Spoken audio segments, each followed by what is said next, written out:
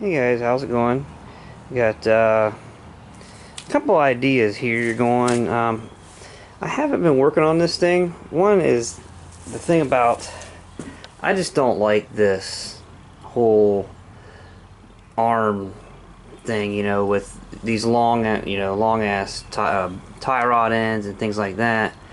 And then also I mentioned in another video about a Sidewinder, and I'll show you guys. See if we can show you images on my phone, but that is a Sidewinder. Engine's on the side, and your gas tank battery is on the opposite side. And it makes it so it can be shorter, so the engine ain't in the back. Let's see if we got some other images here. There's an image where like your battery and stuff would be on this side. There's an image here with it. One of the things about this is actually the images you're looking at is plans you can buy on eBay. But the thing about it is, you see here there is no front brakes, and it's like a go-kart in the front. And then these arms, they're not independent arms; they're just a single arm coming out. And so I want to do things better, on my Sidewinder. I want front brakes and I want independent arms. But you see here's an image of the engine on the side. And then there's no like cammed setup to tighten your chain. I got some ideas on that. Talk about some other time, but basically another benefit of this machine is that the hinging point of the arm is in line with the engine's output shaft, so that the tension's always the same. But anyways, so I've kind of been like lagging and not moving on this, because ever since I did this, you kind of look at a Sidewinder's pictures, in this lower section of frames, pretty much how I have this one made up. They do have a little bit more of an angle, and it's shorter back there, but I'm going to leave it the way it is. But I'm thinking about stealing this from the kids. Not the whole thing. I want to make another. I want to build a go-kart, but I'm just going to make a new lower section of frame out of a bunch of free stuff I got. You see this metal here. It's like a metal skid that little side-by-side came on, and I got a whole bunch of this. And then there's some bed rails. I'll probably use the bed rails for the lower section just because it's more sturdy. And it'll also make the go-kart frame lighter. This right here is 1.5 by 1.5. Box tubing is kind of heavy, so it'll lighten up the go-kart.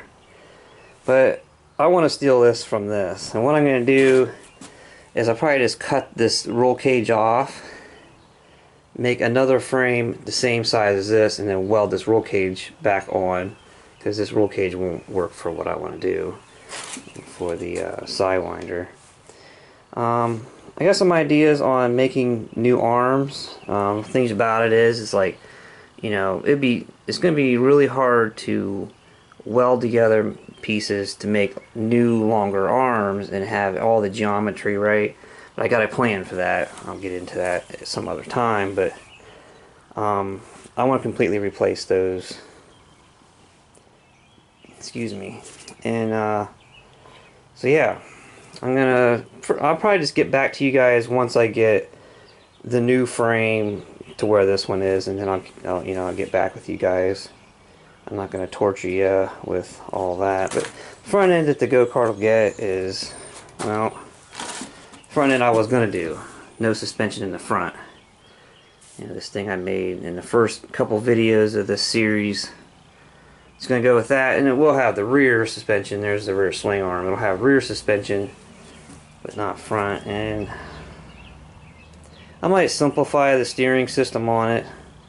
I was wanting to put the gearbox thing in here so that the steering had a ratio. I might just keep it simple with your standard go-kart type steering.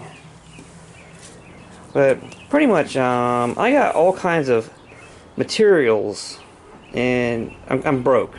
I can tell you that. I'm broke, and I'm trying to find some kind of project that I have most of the materials for, and I can pretty much put together almost that whole Sidewinder with the materials I have And you know, like I was kind of bouncing around with, you know, wanting to do some trailer ideas and things like that, and it's like those are gonna be like 5-minute projects, and they're gonna eat up all my materials, and this will be more time consuming, and it's gonna be cooler when it's done. You know, I'm gonna have 2 cool machines. But so yeah, this will be startings of the Sidewinder, and then, you know, I already have this go-kart should really actually fly along because it is pretty much everything's already fabbed up. I mean, the rear end, the motor bolts to it, and the axle and wheels bolt to that rear end. All I need is the frame, you know, the new frame, which I should probably make that in the afternoon. Weld that to the front, just put basic steering on it, and then just make some seating area and a place to bolt that rear swing arm to, and that go-kart will be done. And then we can start working on a Sidewinder. But sorry for those who follow this channel and you just see me bounce from one thing to another. I enjoy building this stuff, and even sometimes if I don't finish something, I still had fun doing what I did with it. But guys, got it back to where it basically was before, but it is holding its own weight in the front, so it's a little bit further along than what it was before. I put the pitman arms on the outside. Figure it might help with giving the steering a little bit of a pitch, so it won't be so close. You know, it's a little bit further out. And got some little magnet blocks. My wife was cleaning out a neighbor's house. It was an old guy, and he used to make buggies and stuff like that as well.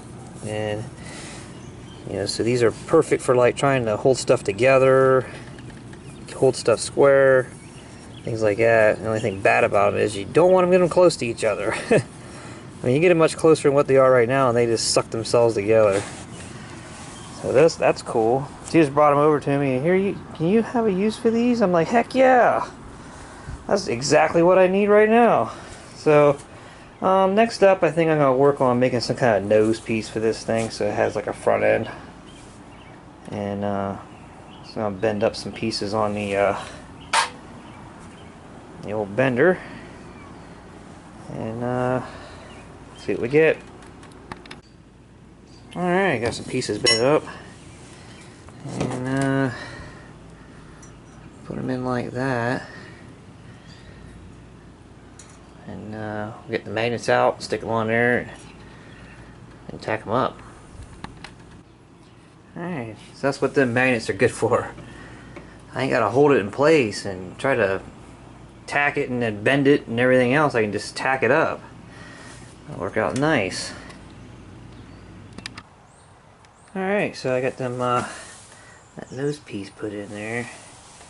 And the magnets. I ended up only using one magnet down at the bottom to tack the top, and then I had to, you know, went to the bottom and tacked it because the field from the magnets, I never used magnets before to hold stuff, so kind of was a little bit of a learning experience. But the magnetic field from the magnets caused the weld just to go everywhere. It wouldn't actually go to the piece, and you know, but they still helped. Like, I was able to hold the bottom, and I at least didn't have to pay attention to what was going on with it while I was welding, you know, the other end of it. So magnets do help, but at the same time they can't be very close to where you're welding. Kind of looking, maybe, I don't know, put something in there, or I don't know. So I just welded a piece of steel across the center of there. Figure out, I don't really, I need some more of this tubing. Really do anything else. So, you know, like the sides of the back and supports and stuff, I need to go get some more. I do have a whole bunch of this angle iron, but I don't know. I don't know if I want to do angle iron in places or not. But I guess next we'll work on the steering. So I want to continue working on this today, and so I figure I'll try to use some of these materials I already got. But this skid has several pieces of this like box tubing. It's probably like 60 thick, 60 thousandths thick stuff. And it's pretty decent lengths, like 4-foot lengths. Thought about trying to use them for like little side rails on the side here.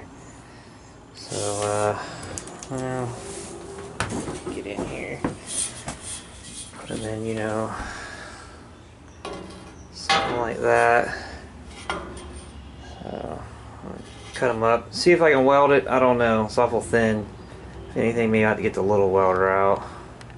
So we got one side here tacked in, and I'm telling you, there is a lot of filling to do on them, but it seems like I like filling it in rather than sitting around grinding each piece to fit perfectly.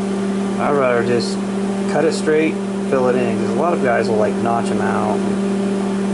I just find it easier to fill it than it is, especially with this thin stuff.